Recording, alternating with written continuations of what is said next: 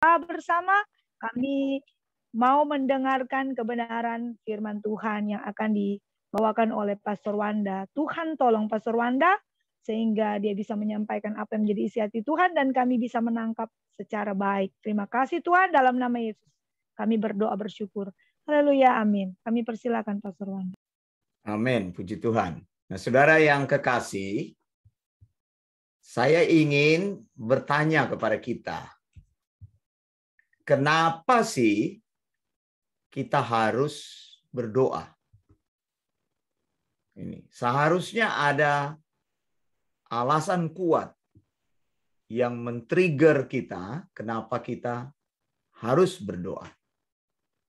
Nah, ada pertanyaan, kenapa kita harus berdoa? Kira-kira kenapa? Coba. Alasannya, silakan. Membangun hubungan pribadi dengan Allah. Membangun hubungan pribadi dengan Allah. Yang lain lagi? Silakan. Orang yang percaya kepada Tuhan sudah menjadi suatu kewajiban atau seperti gaya hidup lah. Doa itu adalah gaya hidup. Oke. Satu lagi bagi orang percaya. Tuhan Yesus mengajarkan kita berdoa. Murid-muridnya bertanya, dia langsung menjawab tentang doa. Jadi kita juga harus berdoa. Nah, Tuhan Yesus katanya mengajar murid-muridnya untuk berdoa. Itu beberapa alasan ya. Nah, saudara yang kekasih, kenapa saya bertanya itu? Karena doa itu sebenarnya sebuah perkataan manusia kepada Allah. Ya kan? Doa kan perkataan manusia. Sementara firman Allah itu adalah perkataan Allah kepada manusia. Nah, itu sebabnya saya bertanya. Kenapa kok kalau ada perkataan firman Allah kepada manusia, dan itu sebenarnya sebuah hal yang sangat valid, sekarang kita berdoa, kenapa Tuhan menghendaki kita berdoa? Karena doa itu sebenarnya kata-kata manusia kepada Tuhan. Apa nggak terbalik? Seharusnya kan kata-kata firman Allah kepada manusia. Kalau kata-kata manusia kepada Tuhan sebenarnya sebuah angin lalu. Itu sebabnya tadi saya bertanya, kenapa penting kita harus berdoa? Karena kata-kata saja kan mubasir. Sementara yang kita pentingkan, yang kita ajarkan di sini adalah kata-kata Tuhan kepada manusia ya, firman Tuhan. Bisa mengerti ya maksud saya ini kan kita bicara sound doctrine. Sound doctrine itu adalah perkataan Allah kepada manusia. Tapi kenapa kita perlu berbicara kepada Allah? Nah, ada persoalan yang harus kita lihat di sini. Saya kasih contoh di sini, misalnya di dalam Lukas pasal yang ke-11. Coba lihat. Lukas pasal yang ke-11. Bagian ini sudah pernah saya tulis ya, mengenai doa Bapa kami. Begitu ya. Ada banyak buku yang menulis bagus sekali tentang doa Bapa kami. Saya banyak mengutip dari Arthur W. Pink. Saya baru baca buku dari Dietrich Bonhoeffer. Ini juga luar biasa nih, Dietrich Bonhoeffer. Seorang teolog dari Jerman. Seorang pastor yang akhirnya dia mati. Itu ditahan di Gestapo. Gestapo itu Hitler ya. Dia dipenjara dan dieksekusi mati. Ini hamba Tuhan ini. Nah, saya ada baca bukunya begitu. Barusan saya dapat bukunya ya mengenai doa juga. Luar biasa. Nanti kapan-kapan saya share itu ya. Nah, coba lihat di sini Lukas pasal 11 ayat yang pertama. Pada suatu kali Yesus sedang berdoa di satu tempat. Ketika ia berhenti berdoa, berkatalah seorang dari murid-muridnya kepadanya, Tuhan, ajarlah kami berdoa. Sama seperti yang diajarkan Yohanes kepada murid-muridnya. Nah, doa Bapa kami ada dua occasion. Ya. Jadi Matius pasal 6, 9-13. Dan Lukas pasal 11 ayat 2 sampai 4 kalau nggak salah kita lihat di sini. Ya betul ya, 2 sampai 4. Nah, di sini murid-murid berkata, "Tuhan, ajarlah kami berdoa." Nah, ini kan sebenarnya kalau kita renung-renungkan perkataan ini, perkataan yang aneh. Kenapa harus meminta mengajar berdoa? Apakah murid-murid Tuhan tidak bisa berdoa? Kan lucu. Apakah doa itu harus diajarkan? Coba kita renungkan baik-baik perkataan murid-murid kepada Yesus. Tuhan, ajarlah kami berdoa. Pernahkah terlintas dalam pikiran kita kata-kata murid Tuhan ini adalah kata-kata yang lucu? Kenapa harus meminta belajar berdoa? Apakah mereka tidak pernah berdoa seumur hidup mereka? Apakah mereka tidak tahu bagaimana caranya berdoa? Kan aneh. Coba saya tanya, apakah ada orang yang datang kepadamu dan berkata, "Tolong saya, ajarkan saya berdoa"? Pernah ada orang yang meminta kepada saudara? Rata-rata jarang ya orang bilang, "Ajarin dong saya berdoa." Begitu. Ya dulu saya pertama kali ikut-ikut tuh kebaktian remaja pemuda. Pertama kali saya ditunjuk doa itu saya takut sekali. Ya namanya pertama kali kan. Terus saya bilang minggu depan aja. Saya nggak bisa berdoa ini gimana. Akhirnya ya dia bilang, pemimpinnya waktu itu bilang, "Oke, jadi saya seminggu itu saya tulis doanya. Minggu depan kan di doa. Jadi saya tulis. Kalau di Manado namanya ada evang gitu, evangelisasi itu kebaktian pemuda remaja. Saya pertama kali saya ingat ikut itu, saya disuruh sama papa saya, "Ayo ikut." Sebenarnya nggak mau. Kenapa? Karena yang paling saya takut kalau saya ikut pasti ditunjuk berdoa. Nah ini persoalannya. Ternyata betul pada saat ikut itu ditunjuk berdoa. Saya gemetaran ini. Saya bilang, jangan saya dong. Saya bilang minggu depan aja boleh nggak? Nah ketika dia bilang oke lah tunjuk orang lain. Jadi saya seminggu itu ada waktu saya tulis. Jadi pas dia tunjuk doa saya baca itu doa itu.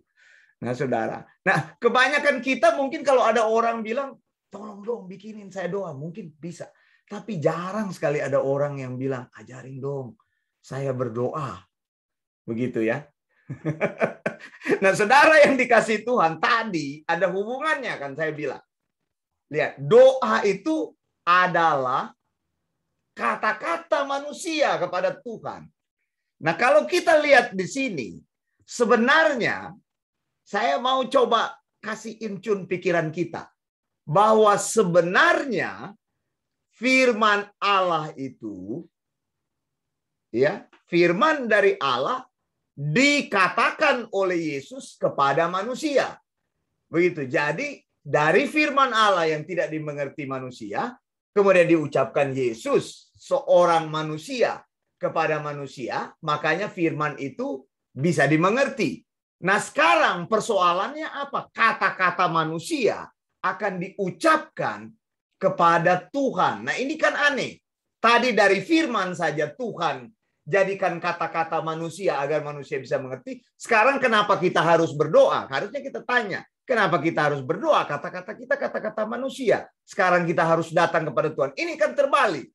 Firman Allah aja dijadikan manusia supaya kita mengerti. Sekarang masa kata-kata kita harus dijadikan firman Allah? Ini kan tidak masuk di akal kita. Nah, murid-murid ketika dia berkata kepada Yesus, "Tuhan ajarlah kami berdoa," ada maksudnya di situ. Bahwa apa? Bahwa mereka meminta kepada Dia sumber atau sarana daripada doa itu untuk mengajar mereka berdoa supaya doa mereka itu didengar oleh Tuhan. Bisa jelas ya? Jadi doa kita itu bukan sekedar kata-kata kita, tapi doa kita itu adalah kata-kata Tuhan sendiri. Jadi doa semua itu harus sumbernya dari Tuhan. Bisa jelas?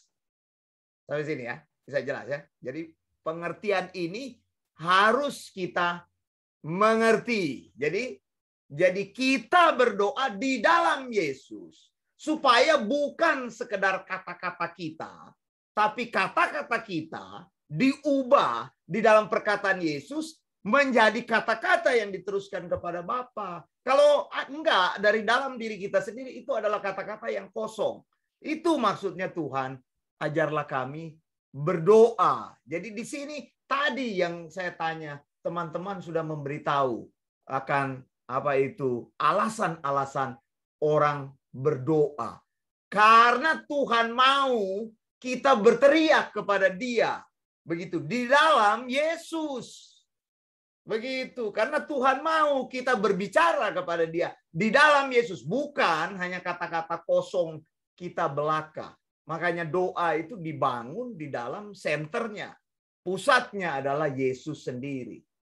Begitu. Dan ini bisa menyemangati kita untuk berdoa bahwa Tuhan mau kita berbicara kepada Dia. Tuhan mau kita bersemangat untuk berdoa kepada Dia. Jadi ini akan menyemangati hidup kita.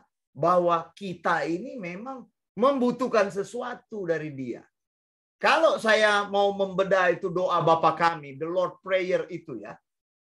Sebenarnya nanti the Lord Prayer ini bagus sekali, ini harus kita doakan. Misalnya doa Bapa kami itu. Yang pertama bilang apa doa Bapa kami yang pertama? Matius 6 ayat 9 bilang apa? Our Father who art in heaven. Itu apa? Itu kan adoration. Pengagungan. Ya ingat ya, doa Bapa kami itu. Jadi ada dua polanya. Saya sudah jelaskan itu. Yang satu adalah bentuk doa yang bisa diucapkan. Itu saya ingat yang suka berdoa Bapa kami itu siapa di gereja kita? Siapa? Renata Tangkisan. Itu betul, tidak salah itu. Itu tidak salah. Harus didoakan seperti itu. Jadi saudara, sebuah pengagungan, adoration, our Father who are in heaven. Kemudian di dalam doa Bapa kami setelah ada pengagungan ada 7 petition. Ada 7 petition. Ingat, 3 petition itu adalah ditujukan untuk Allah dan 4 petition itu untuk kita. Apa aja itu? Yang pertama 1. Hallowed be thy name. Itu untuk Allah. Kemudian apa? Yang kedua, petisi yang kedua. Ingat aja ini. Jadi gampang bisa hafal doa ini dalam bahasa Inggris. Hallowed be thy name. Kemudian thy kingdom come. Yang kedua, petisi kedua. Petisi yang ketiga apa? Thy will be done on earth as it is in heaven. Coba ya. Gampang kan hafalnya? Sudah 3 petisi. Lalu yang keempat, petisi untuk kita. Untuk manusia. Jadi 3 untuk Allah, 4 untuk manusia. Ingat petisinya yang ada 7 petisi. Jadi saya ulangi lagi. Hallowed be thy name. Kemudian apa? Thy kingdom come. Thy will be done on earth as it is in heaven. Kemudian yang untuk kita. Petition yang keempat. Ada 4 untuk kita. Apa? Give us this day our daily bread. Kemudian apa? Ampunilah dosa kami. And forgive us as we forgive our debtor. Iya kan? Kemudian yang berikutnya sudah keberapa ini? Dan janganlah membawa kami ke dalam pencobaan. And do not lead us into temptation. Ya, terus terakhir.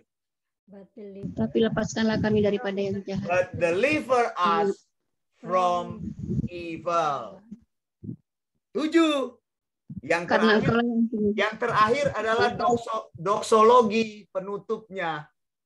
Iya. For thine is the kingdom and the power and the glory forever and ever. Amen.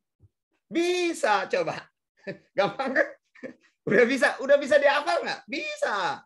Doa Bapa kami dalam bahasa Inggris gampang. Ulang lagi. Oh, ini saya tutup dulu. Ulang ya dalam bahasa Inggris. Yang pertama itu apa? Adoration. Coba, adoration apa? Our Father in heaven. Our Father in heaven. who are in heaven. In heaven. Itu adoration. adoration, pengakuan. Lalu petition nomor 1. Hallowed be thy name. Petition nomor 1. Kemudian petition nomor 2 apa? The kingdom come. Thy kingdom come. Ya kan? Kemudian yang ketiga. Thy will be done on earth as it is in heaven. Sudah selesai. Petisi untuk Allah selesai. Setelah 3 untuk Allah selesai, baru untuk diri kita. Apa itu? 1. Give us this day our daily bread. Bread itu term untuk temporal needs, untuk semua kebutuhan kita. Perlu kita doakan. Kemudian apa? Sesudah itu. Forgive us And forgive us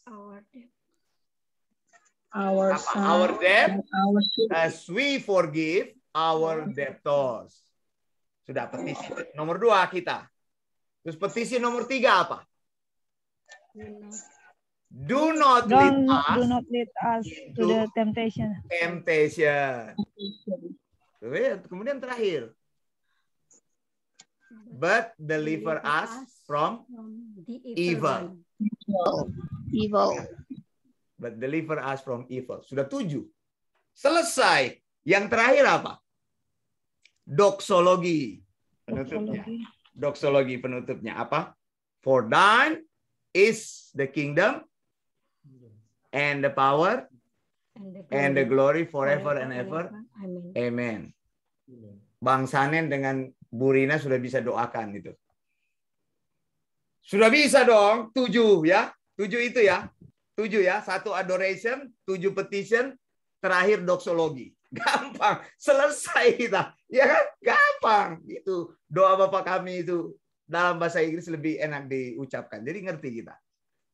Jadi kapan-kapan nanti saya mau ini. Nanti kita coba kita biasakan ini.